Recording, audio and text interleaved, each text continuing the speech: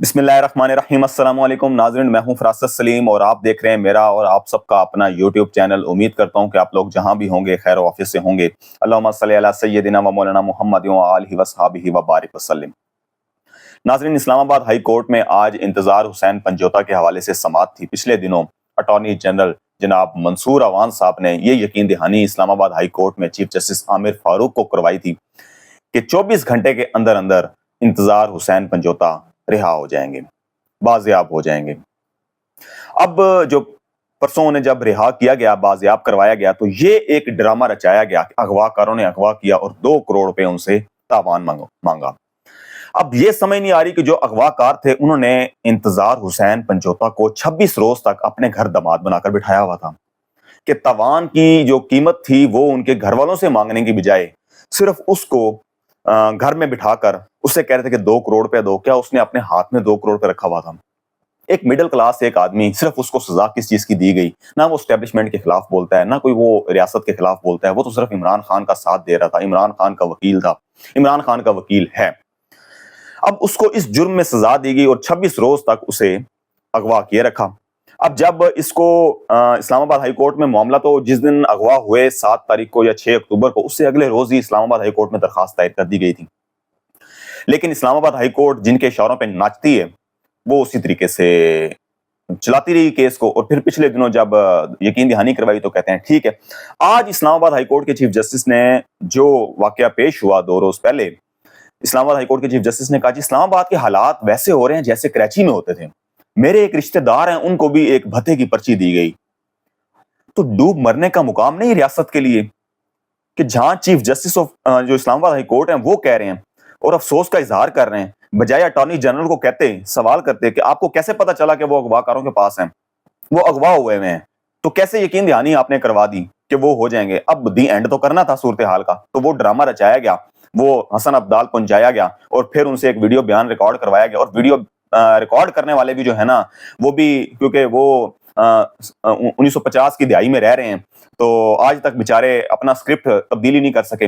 وہ سوال کرنے والا پوچھ رہا ہے آپ کا نام کیا ہے، وہ کہتے ہیں انتظار، روتے ہوئے کہتے ہیں، تو آگے سے پولیس والا کہتا ہے اچھا انتظار حسین۔ تو بھائی کیسے پتا چلا؟ اگر آپ کو پہلے سے ہی نام پتا تھا تو پھر کیسے پتا چلا؟ تو یہ سکرپٹڈ ہوتا ہے تاکہ لوگوں کو پتا چلے کہ جیسے ہمیں کچھ پتا ہی نہیں ہے۔ اچھا، آپ کی ٹانگیں اور ہاتھ پاؤں باندھے ہوئے، آپ کی آنکھیں بند تھیں، تو آپ کے ساتھ لوگ کتنے تھے؟ تو خدا کا خوف کر لو یار، کس دنیا میں رہ رہے ہو آپ؟ اسے سوال کر رہے ہو، وہ اغوا اگر ہوا ہے اس کو چھوڑ کے جا رہے ہیں، پھر کہہ رہے ہیں پولیس مقابلہ ہوا ہے، فائرنگ ہوئی ہے، تو صرف ویڈیو کون سی بنائی ہے کہ ہاتھ پاؤں بندھے ہوئے گاڑی کے اندر بیٹھے ہوئے اور سارے کے سارے ملزمان فرار ہو چکے ہیں، ایک بھی زخمی نہیں ہوا، کسی کا تعاقب نہیں کیا، کوئی گاڑی کے اوپر کوئی فائرنگ کے نشان نہیں، ہوائی فائرنگ کرتے رہے تھے، آپ کو اسلحہ جو ہے وہ ہوائی فائرنگ کے لیے چلایا ہوا تھا، صرف اور صرف ڈرامے بازی کی ہے اور ویڈیو بیان جاری کروایا۔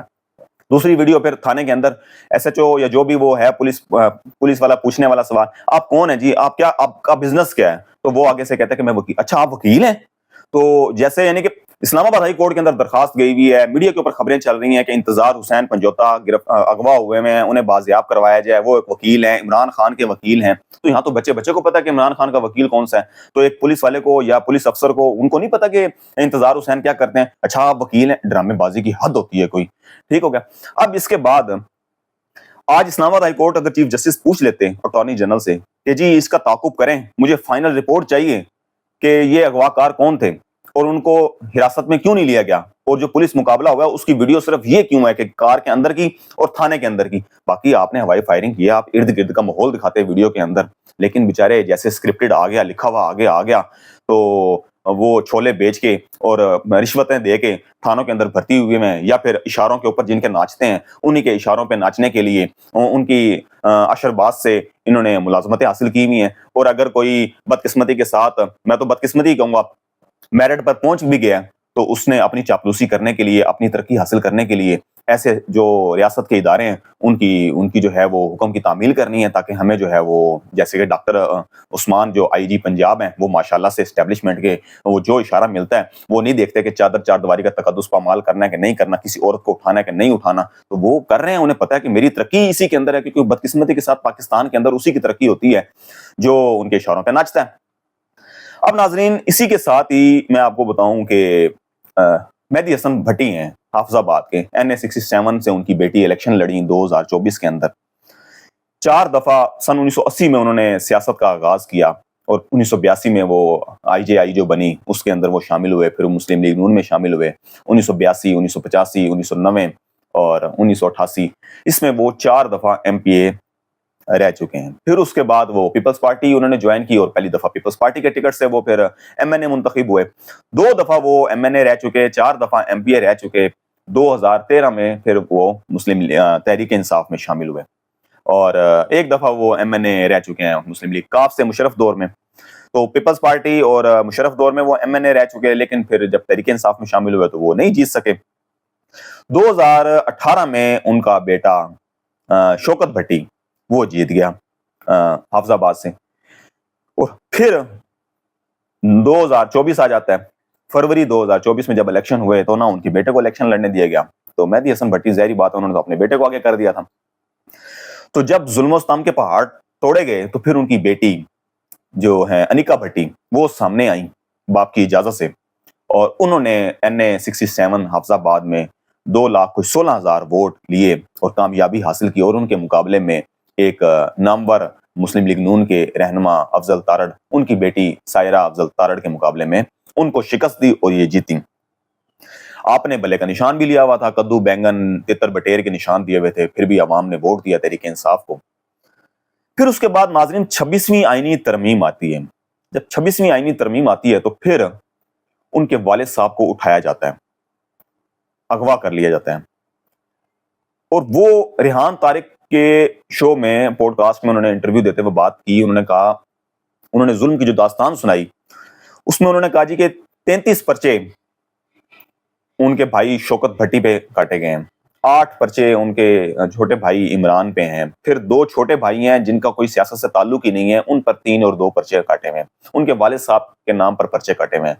और तो और अनिका भट्टी के नाम पर FIR काटी गई और FIR कौन सी बेहुदा काटी गई, LED चोरी, रेफ्रिजरेटर की चोरी, 1.5 टन के AC की चोरी।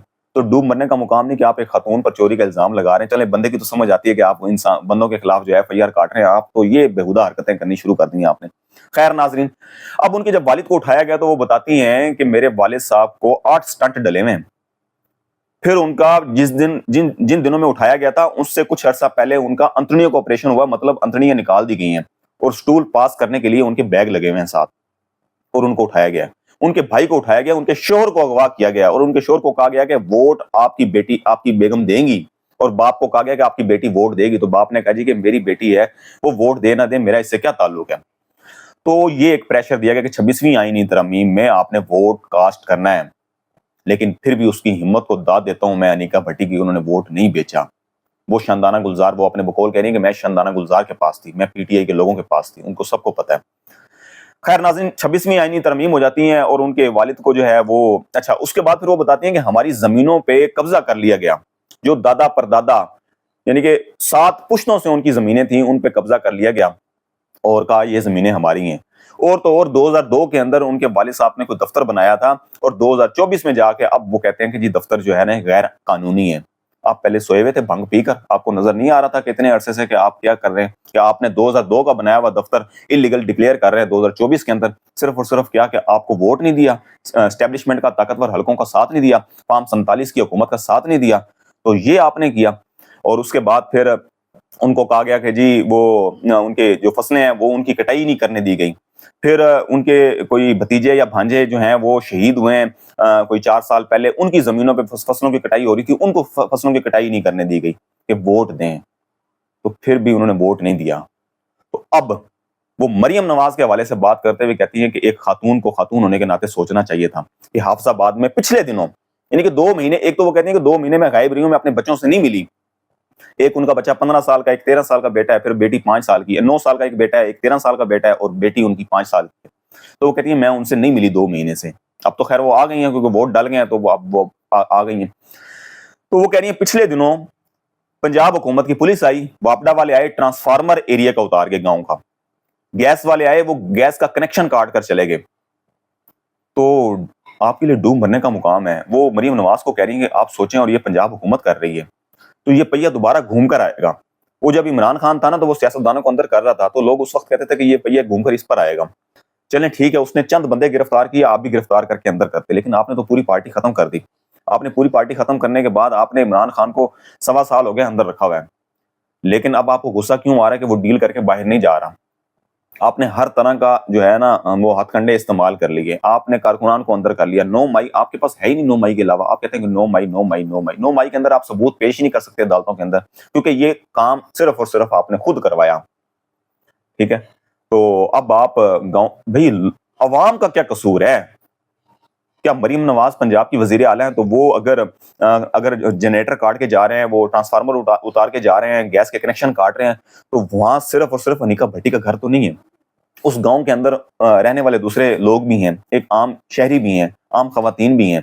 तो आप उनके खिलाफ चोरी के पर्चे काट रहे हैं, आप उनके खिलाफ पर्चे काट रहे हैं, और आप बता रहे हैं कि हम कुछ भी कर सकते हैं। सिर्फ और सिर्फ किस चीज का बदला ले रहे हैं आप उनसे? कि उन्होंने 8 फरवरी को आपके पापा जान मियां नवाज शरीफ को, जो लंदन से पाकिस्तान वजीर आजम बनने आए थे, उनको वोट नहीं दिया, क्योंकि उस दिन तो आपको जो वोट पड़े पूरे पाकिस्तान से 15 से 18 सीटें आपको मिली, बाकी तो आपको फॉर्म 47 का सदका आपको मिला, और जिन्होंने दिया वो आपसे सारे नाजायज काम करवा रहे हैं।